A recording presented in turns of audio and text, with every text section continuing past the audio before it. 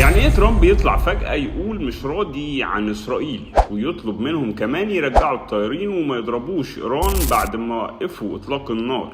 اللي حصل ده مش هزار، لان في كواليس بتتحرك ورا التصريحات دي، واحنا قدام احتمالين ملهمش تالت يا صديقي.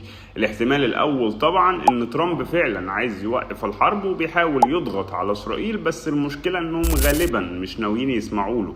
ليه بقى؟ لانهم شايفين ان دي الفرصة، يعني فرصة جاية على طبق من دهب زي ما بنقول. بعد ما ضربوا منشآت ايران النوويه مستحيل يوقفوا دلوقتي، يعني عايزين يخلصوا على الخطر الايراني تماما، خصوصا بعد ما وصلوا العمق الايراني. الاحتمال التاني بقى ان الموضوع كله هو توزيع ادوار. ترامب بيقول في العلن انا ضد التصعيد، بس في الغرف المغلقه كده في تنسيق شغال على اعلى مستوى بينه وبين اسرائيل. يعني اسرائيل تكمل اللي بتعمله، وهو يتنصل قدام العالم عشان ما يبقاش فيه رد فعل ايراني مباشر على المصالح الامريكيه في المنطقه والقواعد بتاعتها.